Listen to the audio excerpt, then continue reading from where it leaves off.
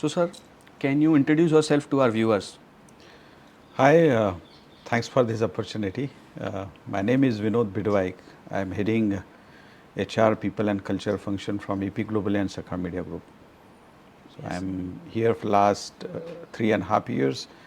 I work in large Indian and multinational companies like Mahindra and Mahindra, Semperit Group, Yes, sir. Alfa Laval, DSM India. And my experience is around 30 years, almost in all sectors, industry Okay. sectors, working across the globe. Okay. So I primarily work in India, but I also was on short-term and long-term assignment at Shanghai, at Singapore, Dubai, Netherlands, Sweden, Denmark, etc. So it's a global exposure I have. Okay. That's the short about me. Okay, sir. Thank you for the introduction. Let's start with the questions. Sir, LinkedIn पे HR awards हैं, books हैं, blogs हैं, लेकिन Vinod sir के बारे में कोई सी ऐसी बात बताइए जो सिर्फ आपको पता है. Acha, it's very smart or difficult questions. Frankly speaking, मुझे लोगों को एम्पावर करना अच्छा लगता है. सो आपने देखा होगा कि बुक्स के बारे में या लिंक्डइन पोस्ट के बारे में या whatsoever training I take, yes sir. but the purpose is to empower the society at large. And perhaps बहुत सारे लोगों को ये पता नहीं है कि I sleep very less, okay. But लोग मुझे हमेशा ये पूछते हैं कि आपको टाइम कैसे मिलता है, because schedules are very tight. So कभी कभी you have to sacrifice some timings. So I am Yes, sir. Taking that timings in the morning or the late evening, and always reading a lot. So अगर आपको ये कुछ articulate करना हो तो reading अच्छा रहता है. But ultimately why comes in the picture. लोग ये पूछते हैं कि क्यों, yes sir, of course.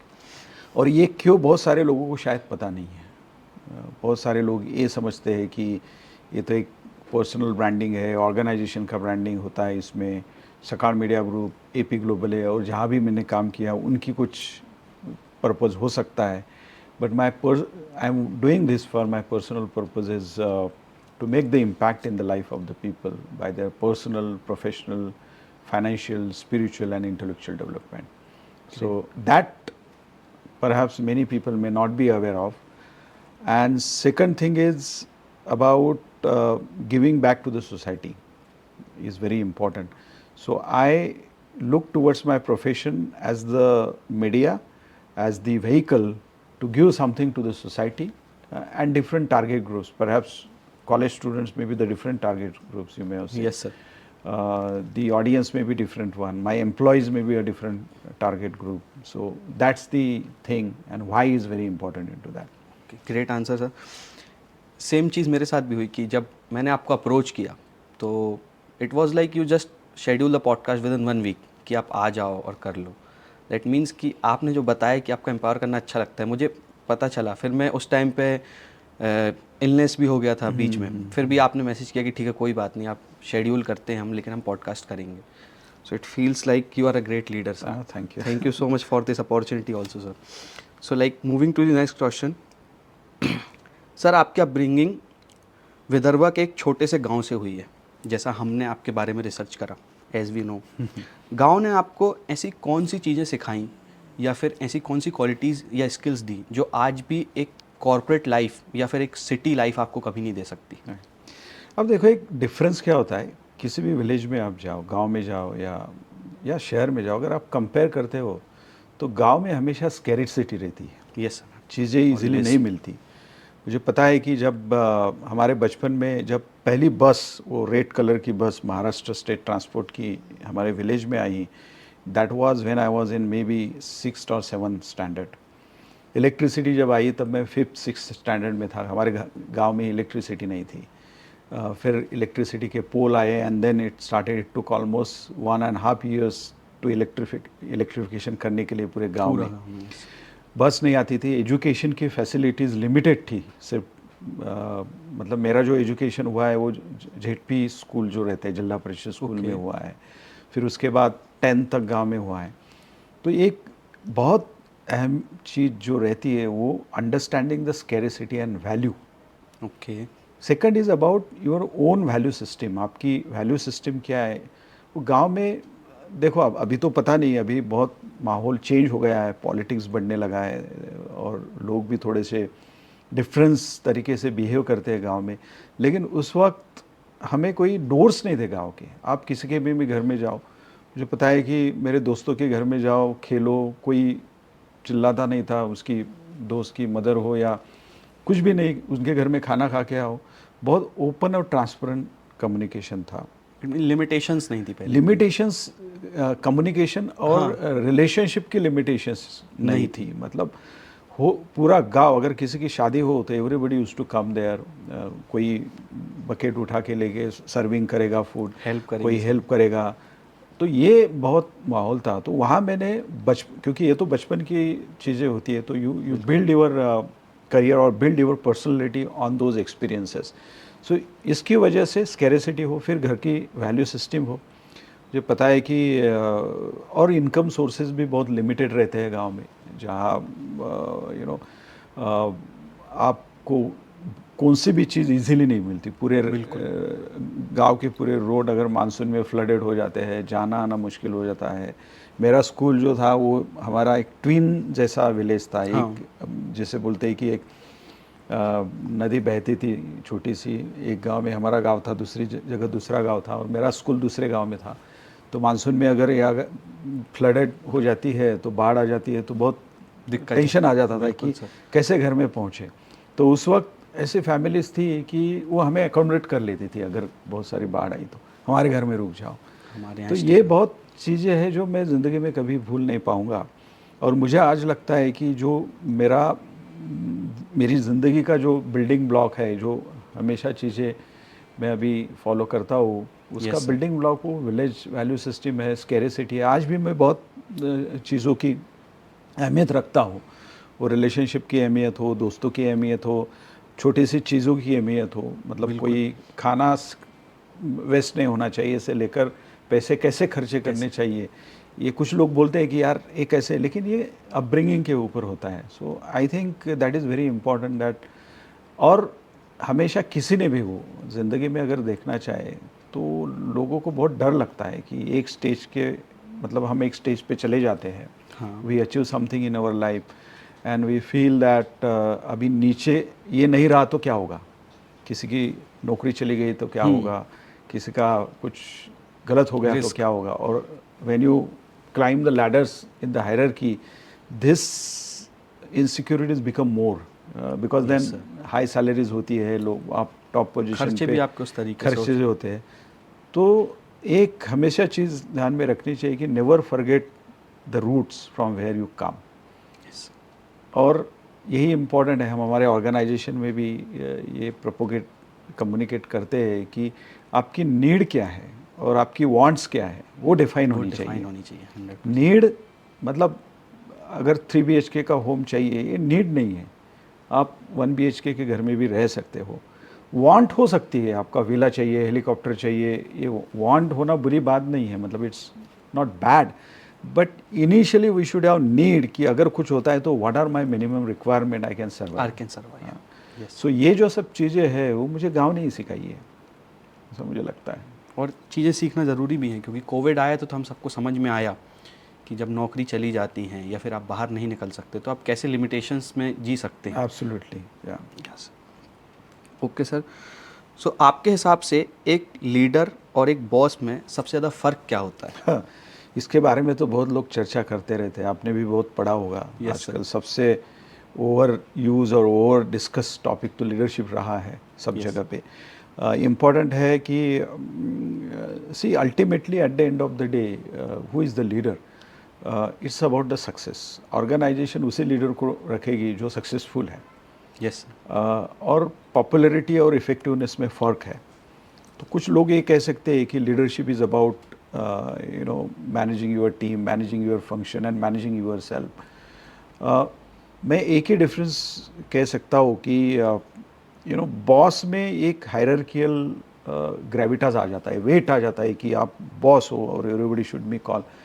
Leadership is like going down the level and understanding what people actually think, what is their requirement, उनको क्या लगता है. और बॉस में इनसिक्योरिटीज़ होती है, लीडर में इनसिक्योरिटीज़ नहीं होती, because leader himself is like a mentor, is a coach, is a Guru who actually train his mentor, develop his team members or people around him. Boss तो जब is like a manager. Yes, sir. Leader is the overall who is inspiring, who is corporate leader, inspiring to the people, uh, you know, pushing the boundaries and being effective rather than popular. बहुत बार ये misconception है और बहुत हम गलत सोचते हैं कि इसको किसी कोई बंदा हो तो उसको लगता है कि ये बहुत पॉपुलर है, क्या लीडर है. Yes, sir. So it is not a politics, it's not a societies. Politics में हो सकता है कि आपको पॉपुलरिटी चाहिए. Even our prime minister is also known as a tough effectiveness, is though popular. Yes. So being a popular and being effectiveness are two different things. But in corporate world, in the industries, in offices, a leader should be effective. Okay. And then effectiveness will come when the person खुद के अंदर झाके और समझे. क्योंकि होता क्या है ज़िंदगी में, हम प्रोजेक्ट, जैसे एक प्रोजेक्शन थ्योरी बोलते हैं कि क्या होता है कि हम जैसे वैसे हम लोगों से एक्सपेक्ट करते हैं. और हमें लगता है, एक हार्वर्ड बिजनेस स्कूल में एक रिसर्च किया गया था. Yes, sir. कि उन्होंने पूछा स्कूल के जो चिल्ड्रन थे, उनको पूछा स्टूडेंट को कि आपको क्या लगता है कि कितने % लोग एग्ज़ाम में चीटिंग करते हैं और कितने % लोग चीटिंग नहीं करते. तो उन्होंने उनका आंसर दे दिया, लेकिन इनमें से एक चीज़ सामने आई कि जो लोग ज़िंदगी में कभी चीटिंग नहीं करते थे, Okay. उन्होंने बोला कि हमारे क्लास के किसी भी स्टूडेंट ने चीटिंग नहीं करते. इज़ हार्डली 1 or 2%, वो भी उन्होंने देखे हुए स्टूडेंट. Okay. सो उन्होंने आंखों से देखा और बोला कि ये 4-5 लोग या जो भी स्टूडेंट है वो चीटिंग करते हैं, but majority of class our is they are not cheating in the exam. और जो हमेशा चीटिंग करते थे, उन्होंने बोला कि यहाँ के तो सब लोग चीटिंग ही करते हैं. So this is the projection of their personality. So we project that to the other person. हम जैसे वैसे हम लोगों को जैसा समझते हमारा हैं, नजरिया है वैसे ही हम समझते हैं कि दुनिया हैं. पूरी सो है. लीडर को ऐसा नहीं करना चाहिए. लीडर ने पहले सबसे पहले खुद में झांकना चाहिए, self realisation, and that projection should be positive. That is like every human being the part of larger divinity. अगर हम बोलते हैं ना, सब is one part. Yes, sir. So every person, every human being has the potential, and that potential can be, realized. That's the leadership role, I think. So that is the difference between boss and leader. Boss तो manager ही है, वो manager जैसा काम करेगा. उसका काम managing से लेकर सेपरेशन सब कुछ है. बिल्कुल. वो टास्क मास्टर होता है, इनसिक्योरिटीज़ बहुत रहती है, माइक्रो मैनेज करेगा खुद का. लेकिन leader will give the space to the team members कि चलो मैंने व्हाट आपको बोला है, ये हाउ कैसे करना है, you decide. For example this team is doing, they are expert in to that. अगर मैं उनका बॉस होता तो मुझे कोई नॉलेज नहीं है, Yes, sir. बट उनको नॉलेज है, तो मैंने बोलना चाहिए कि ये शूटिंग होना चाहिए या कोई वीडियोग्राफी होनी चाहिए. But then what you do, it is your skill and you can do that. If they are struggling with something, they can come to me for any solutions. Okay. Great, sir.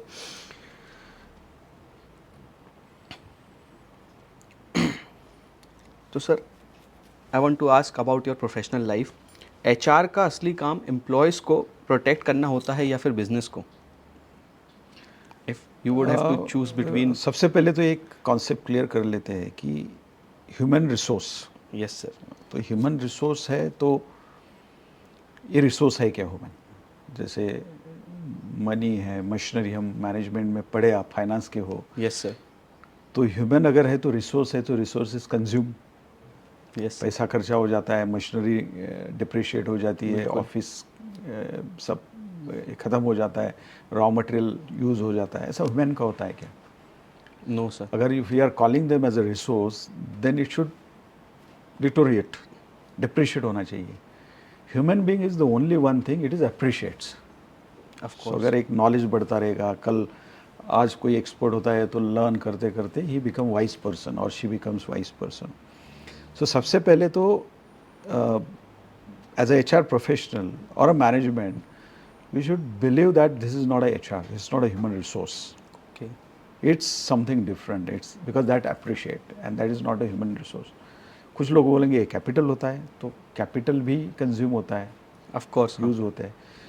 So we should treat human in a different way. और दूसरा एक clarity हमें चाहिए कि होनी चाहिए कि HR की salary is paid by the company, not by employees. Okay. Right. And पुराने ज़माने में वो वेलफेयर ऑफिसर का एक पद निर्माण किया था गवर्नमेंट ऑफ महाराष्ट्र, और इंडिया में भी था वो हाँ. एज पर दी एक्ट, कि जहाँ 500 से ज़्यादा लोग हैं उनका वेलफेयर ऑफिसर रहेगा. बिकॉज उस ज़माने की नीड अलग थी, ज़रूरतें अलग थी. वहाँ एक्सप्लॉयटेशन होता था, वो आपका PF नहीं जाता था, लोगों को टाइम लाइन नहीं होते थे, वो प्रॉब्लम्स हुआ करते थे. इसलिए this welfare officer job was to ensure that employees get a good environment in the organization. Good environment मतलब not like today's environment, but is पानी पीने के लिए पानी अवेलेबल है, Like the thing you said, need तो पूरी hygienic होनी नीड, चाहिए. हाँ हाइजीनिक नीड देखने के लिए होता था. लेकिन अभी कॉन्सेप्ट बदल रहा है. सो HR का काम इधर है कि neither the promote protection of the employees but the protection of the business. अगर बिजनेस है तो Employees. फाइनेंस है, बिजनेस है तो एम्प्लॉयज़ है. Yes. लेकिन ये अलाइनमेंट का काम HR का है कि what is the business need. अगर बिजनेस को हमें किसी लेवल पे लेके जाना है, what is the purpose of the business, what is the mission of the business, then overall employee should be made aligned to that larger Personal purpose, goals to organizational goals. organization's goal, or then give that sense to the employee of the potential, identify their potential, do the right talent calibration in the organization, and give the opportunities, competence development and all these things. मुझे लगता है कि is a very blunt statement है कि HR is not there for protect anybody, but at the end of the day अगर कुछ होता है बिजनेस में तो ultimately they will protect the business, they will not. But how to manage this is different. So अगर किसी को, अगर ऑर्गेनाइजेशन में राइट साइजिंग होना चाहिए, ज़रूरी है, तो राइट साइजिंग होगा. लोग कंपनी से निकाल दिए जाएंगे provided it is the need of the organisation. But then how you do this Is the right. that's the right approach the HR has to that. And in day to day, to make this business and to make the role effective, HR role is the bridge between the management and the employees to understand their concerns and ask the employees to realize their potential. ये बहुत जरूरी होता है. बिल्कुल.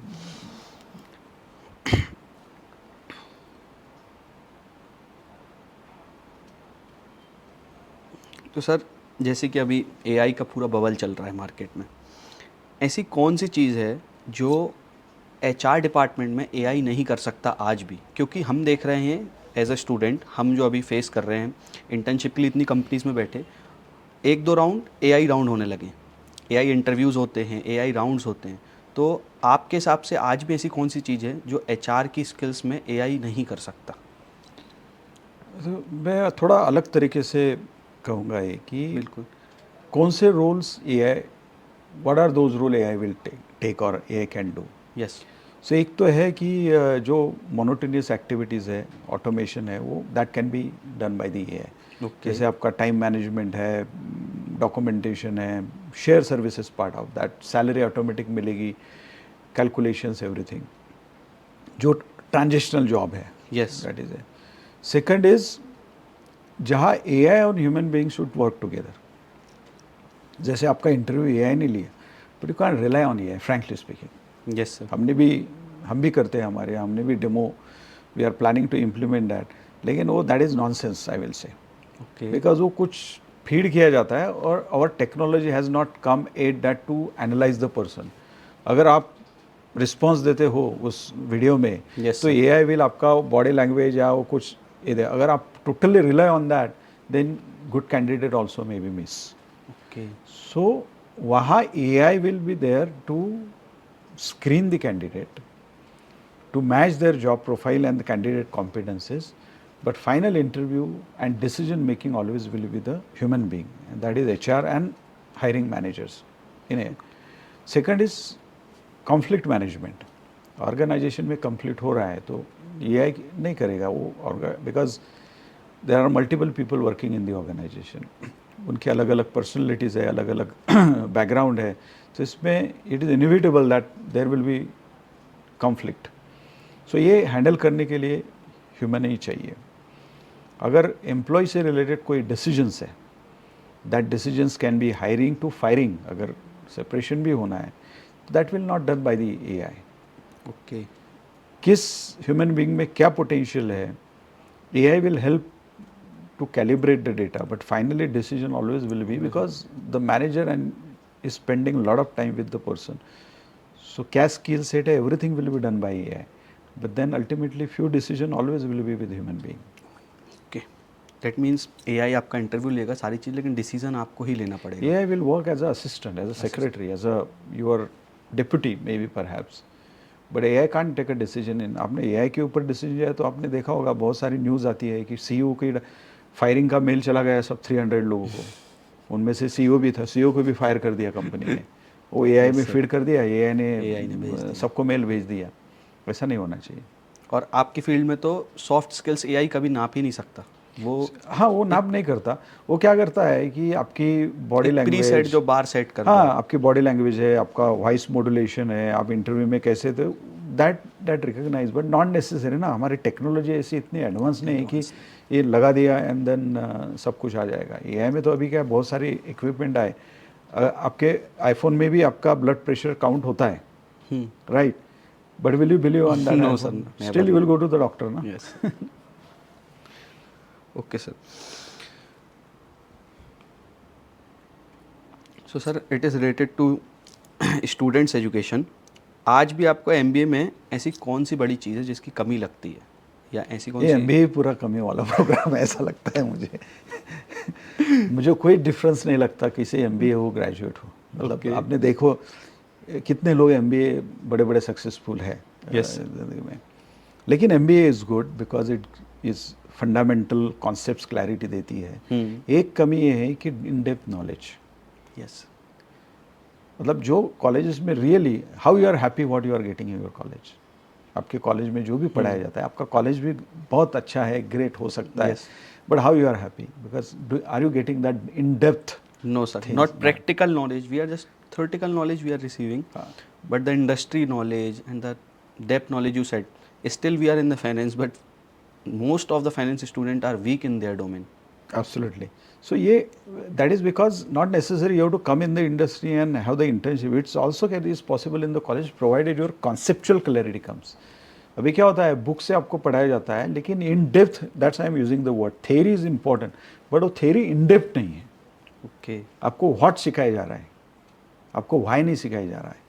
आपको ये ऐसा ऐसा 1 2 3 स्टेप्स, बाकी उसके पीछे का लॉजिक क्या है, वाई, ये नहीं सिखाया। मॉडल्स सिखाए जा रहे हैं, लेकिन उस मॉडल कहाँ इम्प्लीमेंट करने चाहिए वो है। सेकंड इज़ क्या होता है कि अभी ये प्रॉब्लम आ रहा है कि इंटर्नशिप और समर और प्रैक्टिकल एक्सपीरियंस की बहाव में आके जो मेन पार्ट होता है, that is a foundation of any profession, domain expertise, that is missing. क्योंकि अगर देखो कि आप कोई बंदा जाएगा तो आपसे क्या काम करवा लेते हैं, सर्वे करवा लो, प्रोजेक्ट करवा लो, जेरोक्स निकाल दो, डेटा एंट्री हो, डेटा एंट्री कर दो, तो उसमें से क्या प्रैक्टिकल एक्सपीरियंस आ गया? नहीं आता है ना। ये तो बैचलर के बेसिस पे भी सब करते हैं। हाँ, बैचलर भी मिल जाते, तो क्या फ़र्क है इसमें? अगर MBA फाइनेंस करके आपको कुछ मिलने वाला नहीं, सब कंपनी को ही सिखाना है आपको, that is missing part. Because वो जो, और आजकल तो फर्स्ट ईयर हो जाता है, सेकंड ईयर में कॉलेज अपनी रिस्पॉन्सिबिलिटी स्किप कर देती है, बोलती है अभी इंडस्ट्री को भेज दो, तो वो मिसिंग है। सेकंड इज मिसिंग, मैंने एक बोला था एक फोरम में कि professor also should do the internship. Student नहीं, अभी इंडस्ट्रीज में क्या चल रहा है वो तो सिर्फ पढ़ते होंगे या ऐसे इधर उधर, उनको क्या प्रैक्टिकल एक्सपीरियंस है? अगर कोई प्रोफेसर है तो आप बोलते ठीक है इंडस्ट्री से कोई आता है, एक सेमिनार ले लिया, ऐसा नहीं होता है। So how you are managing that? तो मैं तो कंपलसरी, अगर आपकी 2 महीने की इंटर्नशिप हो तो प्रोफेसर को भी 2 महीने की इंटर्नशिप होनी चाहिए, जिससे वो भी सीख पाएँ कि इंडस्ट्री कैसे चेंज हो हाँ। रही है। मैंने तो ऑफर दिया है कुछ प्रोफेसर को मेरे कंपनी में, आपके कॉलेज के आते हैं तो I am willing to give the internship. अगर आपके मॉस्कॉम के लोग हैं तो हमारे साथ काम कर सकते हैं, कि क्या चल रहा है, क्या अभी चल कैसा रहा है। चल फाइनेंस का Yes. प्रोफेसर हमारे फाइनेंस और उनको इतना एक्सपीरियंस मिला, वो किसी कंपनी के CFO हो जाएंगे। ग्रेट। सर, आज लोग टीवी से ज़्यादा सोशल मीडिया पर भरोसा करते हैं। ऐसा क्यों हो रहा है कि मीडिया से लोगों का ट्रस्ट धीरे धीरे कम होता जा रहा है और सोशल मीडिया पे जो लोग न्यूज़ बता रहे हैं उस पर ट्रस्ट बढ़ता जा रहा है?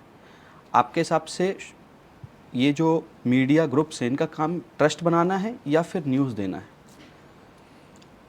न्यूज़ का काम जो है वो ट्रस्ट बनाना है, of course, Yes, sir. Audience में, सो दैट लोगों की ज़िंदगी में कुछ पॉजिटिव इम्पैक्ट हो जाए। They are more empowered. Information देना है, न्यूज़ देना है, लेकिन सोसाइटी को एम्पावर भी करना है। Empower sir. By knowledge, giving something tools and different things. अभी अनफॉर्चुनेटली ये हो रहा है कि मतलब लोगों का सोशल मीडिया पे ट्रस्ट बढ़ रहा है, हम बोल रहे हैं, लेकिन रियलिटी क्या है? Because social media is run by the algorithm. हमें जो Okay. अच्छा लगता है वही हमें दिखता है। बार बार दिखता है। हमें जो अच्छा लगता है, हमारी जो चॉइसेस है, हमें जो चाहिए वो डोपामाइन होता है, तो हमें लगता है कि हमें जो दिखाई दे रहा है वो सच है। सच है। सो सोशल मीडिया में सच, मतलब सच है ऐसा नहीं है। There are two ways of truth. मतलब हमें लगता है सच है, सोशल मीडिया इज़ ट्रस्ट वर्दी, लेकिन सोशल मीडिया से ज़्यादा forget about is the trust still. अभी मैं एग्जांपल देता हूँ कि हमारे एडवर्टाइजर्स हैं, यस सर। वो डिजिटल मीडिया में एडवर्टाइजिंग सोशल मीडिया में कम करते हैं। हमारा revenue still 95% come from the print media. जो भी न्यूज़पेपर में आता है उसके ऊपर लोगों का ट्रस्ट ज़्यादा है, आज भी है। तो ट्रस्ट वर्दीनेस सोशल मीडिया पे है। So I don't believe that people trust on social media. They are hook to that because उन्हें वो अच्छा लगता है देखना, एल्गोरिदम की वजह से। बिकॉज आपको फैशन अच्छे लगने लगे तो आपके सामने फैशन के रील्स आएंगे, और आपको लगता है कि, और वो चॉइस रिलेटेड सब्जेक्ट के बारे में ठीक है बिकॉज आपको कुछ इन्फॉर्मेशन अच्छी मिलती है। ये जो कॉग्निटिव लोड बढ़ रहा है हमारे माइंड के ऊपर, मतलब जो भी important it is again up to us what we should believe and what we should not. Yes sir. ये बहुत ज़रूरी है। लेकिन मुझे पर्सनली लगता है कि आज भी traditional media like television, digital जो न्यूज़ मीडिया की डिजिटल वेबसाइट्स है, जैसे हमारी ये सकाल है, द ब्रिज क्रॉनिकल जो इंग्लिश में है वो है, हमारे बहुत सारे प्रोडक्ट लाइंस है, और प्रिंट मीडिया, उसके ऊपर आज भी ट्रस्ट है। अगर लोगों को इसकी सत्यता जो है वो देखनी है तो टीवी पे देखेंगे या सोशल मीडिया पे देखेंगे, लेकिन कंफर्म करेंगे नेक्स्ट डे की ये सही है कि बात है। सो ये बहुत है। और सोशल मीडिया, मुझे नहीं लगता कि आप जो देख रहे हो वो सही बात है। Social media is helping to frame the narratives, to frame the human being in a particular way by the group of people. अगर आप कोई पॉलिटिकल पार्टी है तो उनको कुछ वो फ्रेम कर रही है लोगों को उनके हिसाब से। अगर एडवर्टाइजिंग कंपनी हो या कोई कंपनी हो, कोई प्रोडक्ट बेचने वाली कंपनी है, तो वो आपको फ्रेम कर रही है। तो सोशल मीडिया का यूसेज तो बहुत है, लेकिन हमें eight the end of the क्या मिल रहा है ये पता नहीं। 100% यही सुनना था सर, क्योंकि बहुत सारे लोग बोलते तो हैं कि सोशल मीडिया हेल्प कर रहा है, बट होता क्या है ना कि जैसे आप आइसक्रीम के बारे में देखेंगे तो सिर्फ आइसक्रीम ही आएगी, और वो एक एल्गोरिदम और प्रोपेगेंडा ऐसा बना दिया गया है कि वो एल्गोरिदम आपको थोड़ी देर ये भी बताने लगा कि आइसक्रीम बेनिफिट है। हाँ, still it provides you the diabetes, but वो आपको इतना ज़्यादा उसमें लूप में ले जाएगा एल्गोरिदम कि आपको थोड़ी देर बाद ये भी लगने लगेगा कि आइसक्रीम का तो बेनिफिट है। Start believing on that and then बोले कि हाँ, मतलब इसके आगे की हाइट ये हो सकती है कि ice cream is good for the health, ऐसा कुछ आ जाएगा इसमें। वो एल्गोरिदम आपको पूरा वैसा मैनिपुलेट कर देता है, माइंड वॉश। तो सर, सोशल मीडिया पर जैसे हमने पूछा, तो still media groups social media को देख रहे हैं कि बहुत तेज़ी से ग्रो कर रहा है। तो ये प्रोग्रेस आप लोगों के लिए चैलेंजिंग है या फिर इट विल डेफिनेटली एडवांटेज? नहीं, ये कॉम्प्लीमेंट्री काम कर रही है मीडिया कंपनी के लिए, सोशल मीडिया। ओके। सो हमारा बिजनेस तो still is a main stream media. Okay. ऐसा तो वही है, सोशल मीडिया से इतना पैसा आता नहीं। बिल्कुल सर। आप डालो, because the social media fully manage by only 2-3 companies, Meta है और आपका गूगल है। गूगल। तो पैसा वही कमा रहे हैं। ओके। कोई वेबसाइट है, कोई ये पैसा नहीं कमा रही है, वो उनका मोनेटाइजेशन है, फिर वो ऐड आती है वो डिजिटल मीडिया पे। तो but that is working to, that is helping us to complement our main media. So जो फॉर्मेट्स है वो formats are changing, content delivery is changing, platforms are changing, but still main stream media की अहमियत अभी कम नहीं हुई है। Still main stream media की अहमियत है, इसलिए प्रेस कॉन्फ्रेंसेस होती है। हाँ बिल्कुल सर। बराबर, इसलिए जर्नलिस्ट, कोई आपको कोई सोशल मीडिया इन्फ्लुएंसर को उसके कोई प्रोडक्ट वाला बुलाएगा, लेकिन unless this is cockroach party छोड़ के, लेकिन फिर भी वहाँ मेन स्ट्रीम मीडिया पे ही इंटरव्यू दे रहे हैं वो सब। 100% सर। सोशल मीडिया पे तो इंटरव्यू नहीं दे रहे, वो इन्फ्लुएंसर को पैसा दे के हो सकता है, बट इंटरव्यू तो चल रहा है मेन स्ट्रीम मीडिया पे। Mainstream media पे। But social media is also important. Social media plays important role to reach the right people. So every, it's not necessary only media company, but every industry is focusing on social media to outreach to their target audience. So हमें ये complementary use हो रहा है। इसका मतलब interview full 45 minutes का social media पे नहीं है, ज़्यादा से यूट्यूब पे आ जाएगा, because that's also channel. Yes sir. We can't treat that as a social media like. और ये फेजेस आती है, जैसे एक ज़माने में फेसबुक था, अभी फेसबुक का जनरेशन जा रहा है, फेसबुक के यूज़र्स कम हो रहे हैं, वहाँ इतना रीच नहीं मिलता। अभी इंस्टा है, स्नैपचैट हो सकता है, और नया कुछ आएगा। So these are the cycles, but constant always is a print television, and वो जो उनकी डिजिटल एंटिटीज़ है वही है। टिकटॉक भी आके गए, एप्लीकेशंस फ्लो।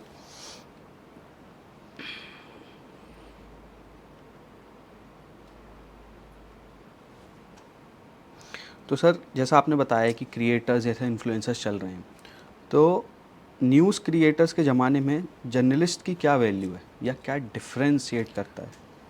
जर्नलिस्ट तो रहेंगे, because journalist not only going in the market and bringing the news, and journalist का रोल अभी इवॉल्व हो रहा है, वो पहले भी था। इट इज़, जैसे आप बोलते हैं कि they are becoming now the content creators. Yes sir. Journalist is also content creator, लेकिन जर्नलिज्म में थोड़ी डेप्थ चाहिए, एनालिसिस चाहिए। वो एनालिसिस कैसे कर रहा है, इन्वेस्टिगेशन कैसे कर रहे हैं, जितनी चीज़ें सोसाइटी को क्या चाहिए उस हिसाब से वो जो इन्वेस्टिगेशन करके सोसाइटी के इश्यूज एड्रेस कर रहे हैं क्या। Ultimately what is journalism, journalism का पर्पस क्या था पुराने ज़माने में। इन इंडिया का अगर देखा जाए तो न्यूज़पेपर इंडस्ट्री कैसे शुरू हो गई। It was supporting the Indians against the British rule.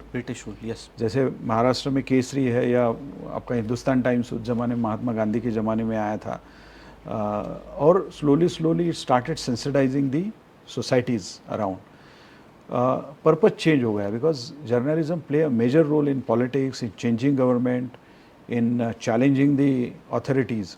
वो रोल अभी भी है, they are still doing that, but format में चेंज, द प्लेटफॉर्म में change, but they are becoming more, because अभी नॉलेज तो अवेलेबल है सब जगह। आप एवरीथिंग, जर्नलिस्ट को कुछ अलग करना पड़ेगा, क्योंकि जो जर्नलिस्ट पहले देते थे वो सब अवेलेबल अभी सोशल मीडिया पे। आप सर्च करो, you will get everything. So now journalist need to reinvent themselves, learn new skills, focus more on data driven journalism, I will say. जैसे हमारे सेल्स में डेटा ड्रिवन सेल्स कैसे, data driven journalism का ज़माना आ गया है। Investigations होने चाहिए, रिसर्च बेस्ड आर्टिकल्स आने चाहिए। So that way it is more expectations. Authentication भी मेन, एब्सोल्युटली ऑथेंटिसिटी। और journalism is there to create a thought process in the society and facilitate that change management in the society, either from the जो अच्छा है वो अच्छे के लिए होना चाहिए। इस हिसाब से उनका रोल अभी इवॉल्व हो रहा है। यस।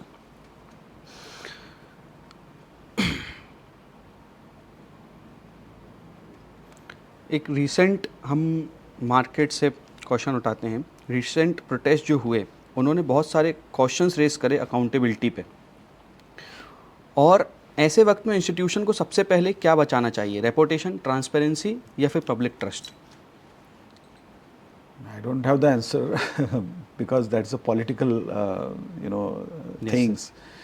बट कोई भी इंस्टीट्यूशन हो, या गवर्नमेंट इंस्टीट्यूशन हो, सोशल इंस्टीट्यूशन हो, एकेडमिक इंस्टीट्यूशन हो, या कॉरपोरेट इंस्टीट्यूशन हो, सबसे पहले तो यह है ट्रस्ट इज़ वेरी इम्पॉर्टेंट। वो ट्रस्ट बिल्ड होना ज़रूरी है और ये सोचना चाहिए कि हमारा ट्रस्ट क्यों डिटोरेट हो गया स्पेसिफिक टारगेट ग्रुप में। यहाँ यूथ हो सकते हैं, एम्प्लॉय हो सकता है कॉरपोरेट के लिए। So what is that reason way people are not trusting the institution, and main reason those that experiences yes what people are getting is bad. So उसके ऊपर अगर पूरी सिस्टम सुधारने के लिए जो भी नेसेसरी स्टेप्स होनी चाहिए, और हमें पता है कि क्या प्रॉब्लम्स है। आई थिंक वो एग्ज़ाम से लेकर कुछ भी हो, क्या चल रहा है, ये सबको पता है। तो institution should work to build a trust, bring the transparency in the process, okay and provide the right platforms and opportunities to the young people, because that is the future. Unemployment इतनी है, ये क्यों हो गया सब? Because of the unemployment. उनमें से कितने लोगों ने नीट की एग्ज़ाम दी पता नहीं, लेकिन majority people were because that was there frustration against the institution, not necessarily on a ruling party but overall systems. And that is very important to understand, that it is not the only responsibility of institutions as such as the government machineries, but it is the responsibility of everybody to create that trust and transparency in the systems. ये तो citizens की भी जिम्मेवारी है ना कि अगर corruption है तो वो किस, who is responsible for that corruption?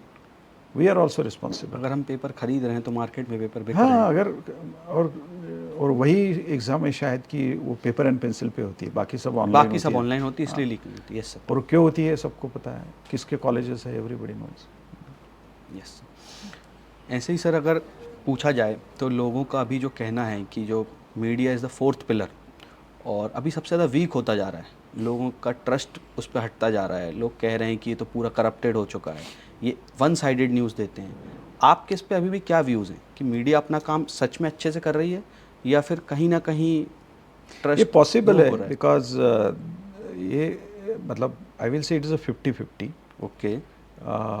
There are still good media companies like ours. अगर आप हमारा अगर टीवी भी देखते हो, कुछ न्यूज़ भी आते हैं, तो हम भी गवर्नमेंट के अगेंस्ट स्टैंड लेते हैं। Yes sir. हम भी कोई अच्छा किया तो प्रॉब्लम क्या होता है कि we are the society at large. अगर कोई अच्छी चीज़ लिखी जो रियली अच्छी है तो सोचते हैं कि ये प्रो गवर्नमेंट है, या अगर गवर्नमेंट के अगेंस्ट लिखी तो वो बोलेंगे कि ये अगेंस्ट गवर्नमेंट है। तो आप देखो कि मतलब there are good newspapers, good media, they are also doing good, और इसलिए तो लोग खरीदते हैं ना उनको। यस। इसलिए तो उनके बिजनेस चल रहे हैं ना। Why then they are not becoming bankrupt and closing their shops? Yes. Because at the end of the day ठीक है, मतलब अगर 100% ट्रस्ट नहीं है, लेकिन फिर भी ट्रस्ट है, कुछ तो है। कुछ आज हमारी कंपनी के ऊपर आज भी ट्रस्ट है। लोग क्रेडिबिलिटी के साथ एस्टेब्लिश करके देखती है। आज भी अगर आप किसी को पुणे में जाओ पूछो तो बोला अच्छा हाँ, तो they will prefer to read our newspaper rather than going to the other newspapers. That is तो ट्रस्ट तो है, लेकिन it is again the perception of the people. अगर मैं एक पार्टी का अगर कोई फॉलोअर हूँ और अगर कुछ अगेंस्ट न्यूज़ जाती है तो अल्टीमेट डेफिनेटली वो सोचेगा कि हमारे अगेंस्ट है। अगर और दूसरा वाले सोचेंगे कि हमारी तरफ से, तो ये ऐसा नहीं होता है बिकॉज ये तो परसेप्शन बेस है ना सब। हाँ, लोग जिसको फॉलो करते हैं, जैसे हाँ जो लोग फॉलो करते हैं, धोनी के फॉलोअर्स विराट वाले से लड़ेंगे, विराट के फॉलोअर्स धोनी से। समझ। ओके, तो ये तो होने वाला है। वो तो पहले भी बोले थे, अभी मतलब अंग्रेज़ों के ज़माने में भी होता था कि लोग there were media writing pro जो British rule and against British rule, तो वहाँ भी होता था। तो ऐसा नहीं, इट इज़ अगेन परसेप्शन। तो सर एक ऐसी एडवाइस जो आप 1997 वाले विनोद को देना चाहेंगे, या फिर हम इसको थोड़ा सा मोल्ड करते हैं कि अगर आप आज हमारी एज के होते तो ऐसी एक एडवाइस जो हमारे व्यूअर्स या हमारी एज के जो स्टूडेंट्स हैं जो अपनी लाइफ में कुछ करना चाहते हैं और एम्बिशियस हैं, तो एक ऐसी लीडरशिप एडवाइस जो आप हमेशा देना चाहें। मैं बोलूँगा एक तो हमेशा मैं सबको देता हूँ कि मतलब आपके एज में, और when I was in 1990s, reaction बहुत फास्ट आती थी। रिएक्शन, कुछ भी हो रिएक्शन। सो अगर एक एडवाइस देना है तो मिले कि पहले ना pause, think and act. Okay. Don't be too much reactive, क्योंकि उस वजह से रिएक्शन की वजह से बहुत सारी गलतियां भी हो जाती है. And whatsoever coming in front of you, don't react immediately. Take a pause, think, and then respond rather than reacting. एक मैं एडवाइस डेफिनेटली देना चाहूँगा. और दूसरा ये है कि कुछ चीज़ें हम छोड़ देते हैं ज़िंदगी में, और वो हमेशा दिल में रखते हैं कि अरे यार ये नहीं हो पाया, या मेरा सपना ये था, मुझे ये होना था लेकिन हो नहीं पाया. There are many regrets in life. Yes sir. But that should be only regret. There are no regrets as such. There should be only lessons. So वो जो भी चीज़ें उससे हमने सीख के आगे जाना चाहिए. बहुत बार प्रॉब्लम होता है कि इसमें कि उस वक्त शायद मैं 1990s तो मैं हमेशा दिल में रख के खुद को कोसता रहता था. Yes sir. हम भी करते हैं अभी के एग्ज़ाम में, अरे कुछ प्रॉब्लम है, किसी प्रोफेसर के कोई स्मार्ट बंदा आगे चला गया तो अरे यार मैं क्यों नहीं गया, या पीछे. So all this things happen because of human nature. But I will say that it is very important to be firm and say that okay, there are no regrets in this life, there are only lessons. So हमेशा वो lesson से छोड़, मतलब जो है ना ठहराव लाके कुछ चीज़ें छोड़ के जाके आगे बढ़ने चाहिए. बिल्कुल सर. एक रैपिड फायर राउंड करते हैं हम, जिसमें आपको वन सेंटेंस या फिर वन वर्ड में आंसर देना है. सक्सेस या peace of mind, if you want to choose one of them. अभी या स्टेज पीस ऑफ माइंड. क्योंकि सक्सेस तो हाँ, मतलब सक्सेस इज, मतलब उसकी डेफिनेशन तो अलग है ना. ओके. एआई या फिर emotional intelligence. Emotional intelligence. Okay. आज भी आप किस चीज़ से डरते हैं, रेदर देन योर वाइफ? मैं हमेशा मेरे बॉसेस से डरता हूँ. ओके. अगर आपकी पूरी जर्नी एक टाइटल देना हो तो आप क्या टाइटल देना चाहेंगे? टाइटल में मेरे किताब का ही देना चाहूँगा जो रिसेंटली नॉवेल पब्लिश हुई है, the executive trap. Okay. There are different types of trap in our life. Yes, success is also a trap, failures are also the trap, and powers, politics, success जो भी है, achievements, everything is the trap in life. तो अगर journey देना है तो मैं trap में फंसा हूँ, ट्रैप से निकाला भी हूँ. तो एग्जीक्यूटिव ट्रैप्स वही मैंने पढ़ा सर कि आपने लगभग 6 से 7 बुक पब्लिश करी हैं, जो इंग्लिश में भी हैं, मराठी में भी हैं. तो आप जब बुक्स लिखते हैं तो ऐसी कौन सी चीज़ रहती है कि आप, एक तो कॉर्पोरेट में भी आप इतने सालों से हैं, ऑलरेडी 25 ईयर्स हो चुके हैं, और ये सब के बाद भी आपका इतना टाइम या फिर मैनेज करना, टाइम मैनेजमेंट कैसे करते हैं कि आप बुक्स लिख के और पब्लिश भी करते हैं? तो वो एक स्टूडेंट्स का, क्योंकि मैं खुद, आपको पता है कि मैं ऑलरेडी लेट था, ट्रैफिक था, जो भी था, but at the and it was my mistake कि मैंने वो मिसमैनेजमेंट करके यहाँ पे लेट आया. तो आज के जो स्टूडेंट्स हैं, आज की जनरेशन है, वो टाइम मैनेजमेंट को लेके बहुत पीछे है. Habit, one habit, one consistent habit. वो हैबिट है ना, स्टार्ट ओवर. मैं आपको एक स्टोरी बोलता हूँ कि एक ऐसे बुक से याद आई. इस कॉलेज में इसी बुक के ऊपर एक लेक्चर था एक ऑथर का, उन्होंने कि किसको किसको ज़िंदगी में बुक्स लिखनी हैं. तो सब ने हाथ ऊपर किया. तो वो था कि how to write a book के ऊपर लेक्चर था. ओके. तो उन्होंने बोला एक काम करो, अभी घर जाओ और स्टार्ट राइटिंग. तो हम सोचते हैं तो it is one habit that starting somewhere. और डेली हैबिट, अगर आप एक पेज 200 वर्ड्स लिखते हो दिन में, तो महीने में कितने पेजेस? अगर 200 वर्ड्स 200 वर्ड्स लिखते हो तो एक पेज होता है. Yes sir. तो आप महीने में 30 पेजेस लिख सकते हो. तो बुक कितने दिन में कंप्लीट हो जाएगी? 3-4 महीने में बुक कंप्लीट हो अप्रॉक्सीमेटली. ये one habit, starting from somewhere and a small thing doing every day, जिसे हम मैन्युफैक्चरिंग में कंटिन्यूअल इम्प्रूवमेंट बोलते हैं. कंटिन्यूअल मतलब स्टेप बाय स्टेप इम्प्रूवमेंट. तो वो इम्प्रूवमेंट इज जरूरी कि आप एक चीज़ करो. अगर आपको लगता है कि आपको कुछ करना है तो start, do and do this next day next day next day, वो हैबिट बनाओ. सो ये लिखने की मेरी हैबिट हो गई. I started this in 2009. Okay. I started writing one page per day. Yes.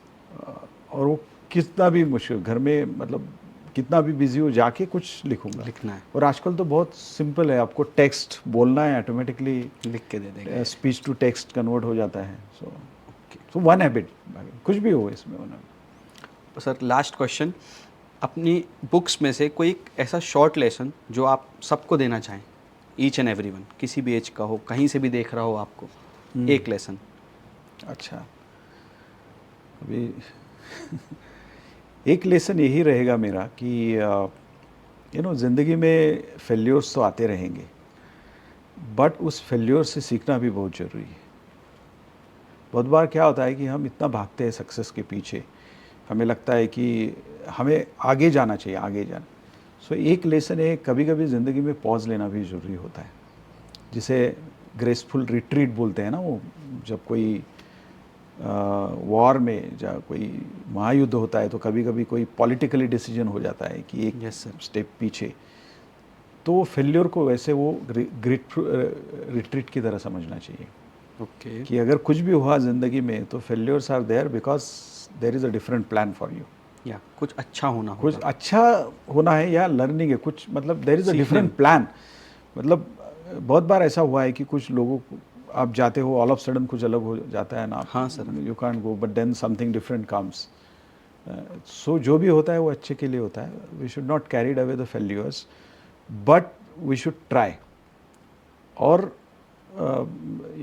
हमेशा एक चीज़ हमेशा रखनी चाहिए कि हमें हमेशा वो फेल्योर की स्टडीज़ करनी चाहिए rather than success stories. Okay. आप पॉडकास्ट भी हमारा ले रहे हैं कि जो सक्सेसफुल इन देयर करियर, आप ऐसे लोगों को भी इंटरव्यू लेनी चाहिए जो उन लोगों failures। की कि जो फेल्योर्स है, उन्होंने कुछ एक्सट्रीमली अच्छा किया and failure, because failure is not their personal things, it is the learning for them experience. Experiences. Okay, thank you so much sir, thank you for giving your time. बहुत अच्छा लगा आपसे बात करके, समझ में नहीं आया कि टाइम कैसे निकल गया। मुझे भी नहीं लगा।